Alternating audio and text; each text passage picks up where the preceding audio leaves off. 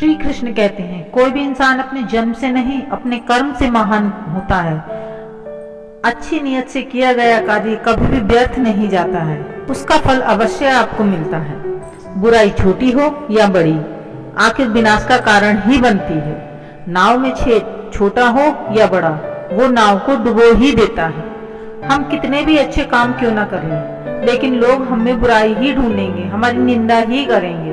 इसलिए लोग क्या कहते हैं इस पर ध्यान मत दीजिए और अपने कार्य करते रहिए। नमस्कार दोस्तों, आप सबका स्वागत है मेरे YouTube चैनल नीरू स्ट्रगल पर। इस तरह की वीडियो आप मेरे चैनल पर देखते रहिए। आदमी जब पास होता है ना, तो हम उसकी कदर नहीं करते हैं। जब वो चला जाता है तब हमें उसकी कदर होती है। अगर वक्त रहते हम इंसान की कदर कर लें तो हमें उसके जाने के बाद इतना अफसोस नहीं होता है, क्योंकि हमें लगता है हमें जो करना चाहिए था अपनों के प्रति या किसी और के भी प्रति वह हमने किया। इससे हमारे मन को शांति मिलती है। श्री कृष्ण कहते हैं, जो दूसरों को तुच्छ समझता है या छोटा समझता है वह अपनी अंतरात्मा को भूल जाता है। हम दूसरों को छोटा या दूसरों को अपमानित करते हैं, उससे हम खुद की अपनी आत्मा को अपमानित करते हैं, अपने आप को छोटा बनाते हैं। भगवान कहते हैं कि हर इंसान में भगवान का अंश होता है, इसलिए हमें सबको सम्मानित करना चाहिए। अगर हम किसी दूसरे व्यक्ति का अपमान करते हैं, इससे हमारे मन की शांति छिन जाती है। श्री कृष्ण कहते हैं, हर किसी को सब कुछ नहीं मिलता है। अगर हम खुद से सवाल करेंगे तो हमें अपने सवालों के जवाब मिल जाएंगे, और वहीं पर हम अगर दूसरों से सवाल करेंगे या बहस करेंगे तो और नए सवाल उत्पन्न हो जाएंगे। कि जब मनुष्य अपनी गलतियों का वकील और दूसरों की गलतियों का जज बन जाता है तो फैसले नहीं फासले बढ़ जाते हैं। श्री कृष्ण कहते हैं, अगर कोई व्यक्ति अपने मन में दृढ़ निश्चय कर ले, पूरे विश्वास के साथ किसी कार्य करने की ठान ले, अपने लक्ष्य को प्राप्त करने के लिए जी जान से मेहनत करे, तो वह अपने लक्ष्य में कामयाबी पाकर ही रहता है। क्योंकि कोशिश करने वालों की कभी भी हार नहीं होती है। खुद पर विश्वास रखें और दुनिया जीत सकते हैं। हारना सबसे बड़ी हार नहीं है, हार मान लेना सबसे बड़ी हार होती है। जो लोग खुद पर भरोसा रखते हैं वही इतिहास रचते हैं। सपने देखने वाले के लिए कोई भी मंजिल दूर नहीं होती। समय की कदर करो, सफलता तुम्हारे कदम चूमेगी।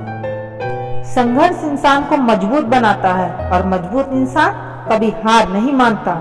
श्री कृष्ण कहते हैं, जीवन में मुश्किलें आपको बर्बाद करने नहीं आती हैं, बल्कि यह आपकी छिपी हुई ताकत और सामर्थ्य को बाहर निकालने के लिए आती हैं। हर संघर्ष आपको सफलता के एक कदम और करीब ले जाता है। अगर जीवन में संघर्ष नहीं है तो सफलता का कोई मतलब नहीं है।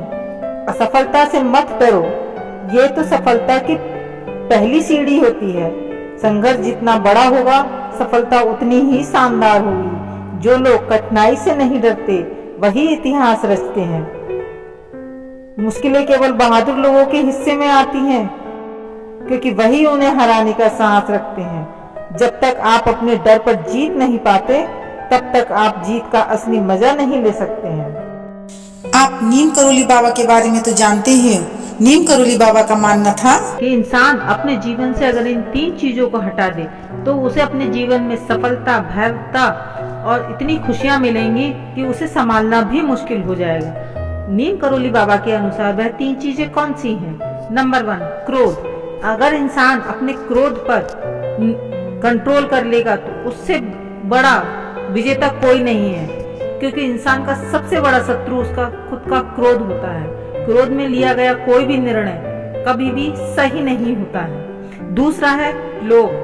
लोभ इंसान के अंदर के लालच को कभी भी मरने नहीं देता है। उसके अंदर कुछ ना कुछ पाने की लालसा बनी रहती है, बाय हुक या बाय क्रुक, क्योंकि गलत तरीके से कमाया गया पैसा इंसान को कभी शांति नहीं प्रदान करता है। उसको कुछ ना कुछ परेशानियां लगी ही रहती हैं। और तीसरा है घमंड। इंसान को कभी भी किसी चीज का घमंड नहीं करना चाहिए, क्योंकि प्रकृति का नियम ही है बदलाव। आज अगर तुम ऊंचाई पर हो तो कल ऐसा ना हो आपको घमंड आ जाए और आपको नीचे आने के लिए कोई भी रोक नहीं पाएगा। इस संसार में यानी कि कलयुग में सबसे बड़ी ताकत है भगवान को प्राप्त करने की, इंसान को अपने अंदर शांति पैदा करने की, खुशियां अरेंज करने की, तो वो है भगवान का नाम जप। आप अगर नाम जपने लगेंगे, योग साधना में बैठने लगेंगे, आपको एहसास होगा कि आप कितने अंदर से शांत होते जा रहे हैं। नाम जपना, सत्संग करना, कीर्तन करना, उससे ही भगवान को प्राप्त कर सकते हो। अच्छे कर्मों के लिए रास्ता चुन सकते हो। अगर आप जीवन में कुछ सफलता प्राप्त करना चाहते हैं तो अपने अंदर से एक चीज को पूर्णतः निकालकर बाहर फेंक दीजिए, और वो क्या है? वो है सेल्फ डाउट, यानी खुद पर अविश्वास। अगर आप काम करने से पहले खुद पर ये क्वेश्चंस करने लगेंगे, क्या मैं ये कर सकता हूँ? आपने पहली हार तो अपनी वहीं पर ही निश्चित कर ली है। आप कर सकते हो, ये क्वेश्चन खुद से कीजिए। डाउट जहां पर आता है वहीं पर आप कमजोर हो जाते हो। बुद्धिमान व्यक्ति कौन होते हैं? जो क्लास में फर्स्ट आते हैं, या साइंटिस्ट, या बहुत ज्ञान की बातें करने वाले? नहीं, बुद्धिमान व्यक्ति वह होते हैं जो अपनी हर समस्या का समाधान बहुत ही अच्छे तरीके से करते हैं। एक बुद्धिमान व्यक्ति सबसे ज्यादा वही होता है जो सीखने में लगा रहता है। इसीलिए लोग किताबें पढ़ते हैं। किताबें पढ़ना बहुत जरूरी होता है। किताबें हमारा सही मार्गदर्शन करते हैं। जितने भी बड़े कामयाब लोग से आप मिलेंगे तो पाएंगे कि वह हमेशा स्टडी करते थे, किताबें पढ़ा करते थे। उनकी तो खूब बड़ी बड़ी अपनी खुद की लाइब्रेरियां होती हैं, जहां पर जीवन की दौड़ धूप के बाद, भाग दौड़ के बाद वो एक टाइम एक्सक्लूसिव करते थे, एक टाइम निकालते थे कि हमें पढ़ना है। कुछ ना कुछ 4-5 पन्ने, कितने भी, जितना आपके पास टाइम है, पढ़ते जरूर थे। कहते हैं स्वामी विवेकानंद जी किताबें पढ़ा करते थे। जो किताब वो पढ़ लेते थे वो उसको कभी भूलते नहीं थे। इंसान के अंदर एक आदत और होनी चाहिए, बोलने से पहले सोचना। हमें बोलने से पहले सोचना जरूर चाहिए। ये नहीं है कि हम बोलने से पहले जो भी कुछ बोले हम सोच कर बोले। बोलने से पहले सोचना, ये आपकी बुद्धिमत्ता को भी प्रदर्शित करता है।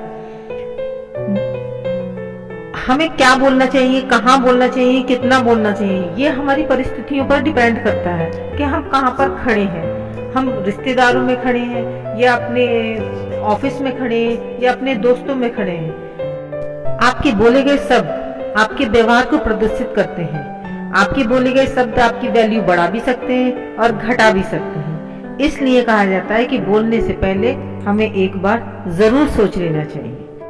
आपके द्वारा बोले गए शब्द दूसरों पर प्रभाव डालते हैं।